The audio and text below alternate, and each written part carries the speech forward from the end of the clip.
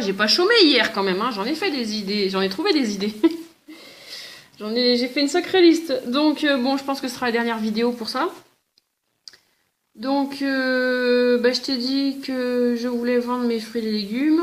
Bah oui, en vente directe, donc ça peut être sur place ou par l'intermédiaire des AMAP, hein, faire des paniers de légumes, fruits et légumes. Voilà. Après, bon, voilà, en fonction de comment tourne la ferme, comment moi je suis organisée, tout ça, on peut éventuellement proposer des goûters d'anniversaire pour les enfants ou faire des visites pour les écoles, les entreprises, enfin, voilà, faire venir aussi des entreprises, les gens qui sont au travail et puis leur faire découvrir d'autres choses, quoi. Bah après, il faudrait que de temps en temps, j'aille tenir un stand ou deux d'information, hein, de faire connaître ma ferme un peu sur les salons et les foires. J'aimerais bien accueillir des woofers. C'est un truc qui m'a toujours attiré, j'ai toujours voulu le faire, mais j'ai jamais pu le faire. Le woofing, si tu connais pas, va te renseigner, j'ai pas le temps de t'expliquer.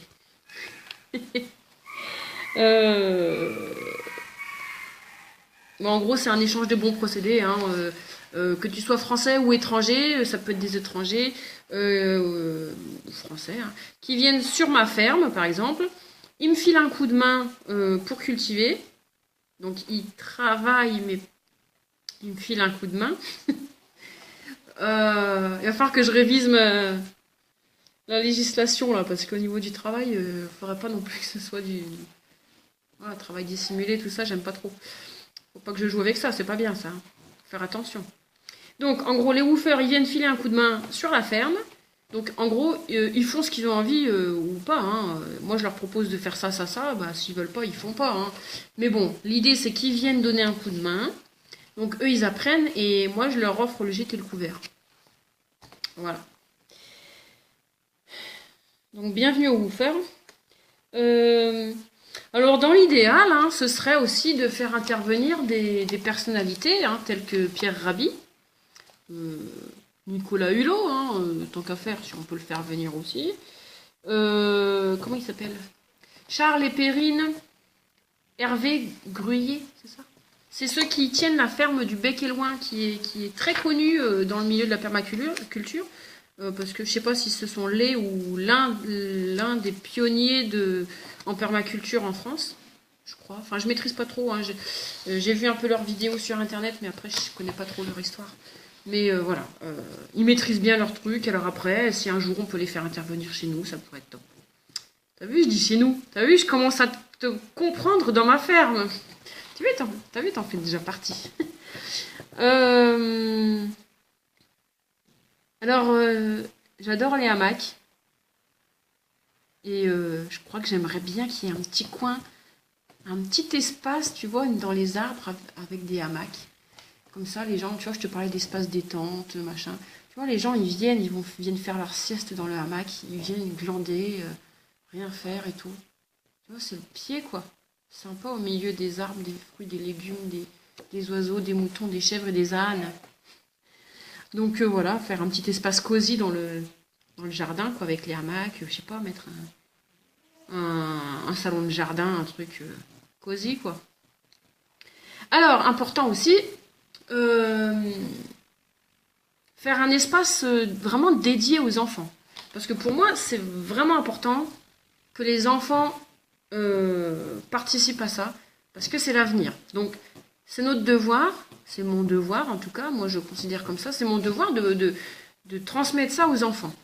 Donc, j'aimerais bien qu'ils aient leur petit coin perma à eux, dans le jardin, tu vois. Nous, on a notre truc, tu vois, d'adultes, hein, on fait notre grand machin, notre grand jardin, mais il faudrait qu'il y ait vraiment un espace consacré aux enfants où c'est eux qui viennent faire leur coin perma. C'est eux qui viennent cultiver. Je sais pas, on peut même leur mettre 2-3 poules pour eux. On dit c'est leurs poules, comme ça ils viennent ramasser leurs œufs. Ils ont leurs chèvres, mais vraiment un truc uniquement pour les enfants. Comme ça, bah, on va dire les enfants qui viennent le mercredi, bah, le mercredi ils viennent dans leur petit coin et puis c'est là qu'ils viennent planter leurs trucs, ils viennent semer leurs graines.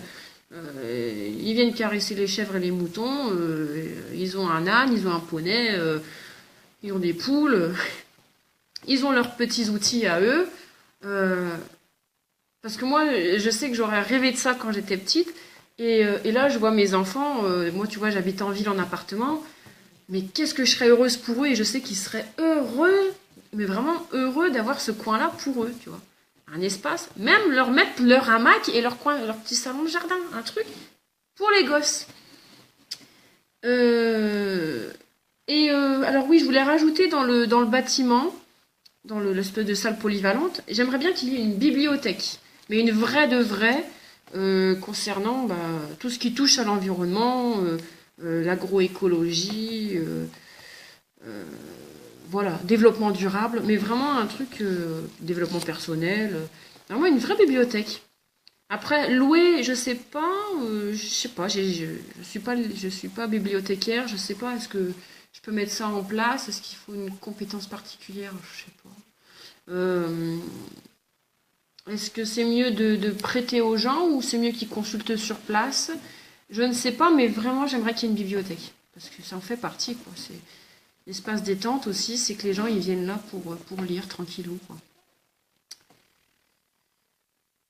Et après, je me dis que je pourrais compter ça comme un abonnement en plus, tu vois, dire comme si tu allais à la bibliothèque municipale, hein, ou voilà, la bibliothèque de ta ville, tu payes ton abonnement à l'année et puis tu viens consulter tes livres, tu loues tes livres. Voilà. Euh, Bon, j'ai mis chantier participatif, oui, parce que j'aime bien ce concept d'échange. Donc, euh, ça peut être intéressant de faire participer les gens. Mais c'est pareil, parce que d'un côté, je veux proposer les abonnements, et de l'autre côté, si je propose chantier participatif, il y a de la gratuité. Alors, comment organiser le truc? Je sais pas. Parce que bon, les abonnements, pour moi, c'est aussi une manière de faire tourner la ville. Ouais, ce serait une ville. C'est une manière de faire tourner la micro-ferme. Moi, je veux pas tirer des sous aux gens pour en profiter, hein. C'est vraiment, pour moi, l'argent qu'ils apportent, c'est vraiment pour faire tourner la ferme. C'est pas pour m'en mettre plein les poches. Moi, perso, je m'en fous de l'argent.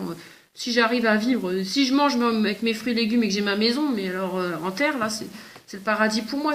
Je cherche pas à devenir riche. Ou à ce que ma ferme soit immense, au contraire. Voilà. Si je peux récupérer de l'argent, c'est le but aussi. Enfin, voilà. Sans l'argent, il faut quand même. Voilà. On peut pas faire sans l'argent non plus. Donc, c'est pour ça que je propose des abonnements, c'est pour avoir à récolter un peu de sous quand même pour faire tourner le truc. Alors, de l'autre côté, il y a le chantier participatif. C'est sûr que les gens, ils viennent m'aider. Mais est-ce que. Je sais pas. Je sais pas comment gérer ça.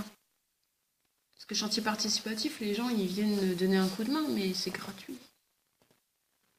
Je sais pas. Bon, à voir. J'en sais rien. Voilà, c'était ma dernière idée que j'ai eue hier. J'ai fermé mon cerveau aujourd'hui parce que comme j'avais les gamins qui avaient la varicelle et tout, les gosses à la maison et tout, je peux pas trop réfléchir. Donc je pense que ça c'est fait, hein, c'est bon, c'est bouclé pour la journée d'hier. Aujourd'hui j'étais en stand-by. Demain on verra. Et voilà. Bon à plus.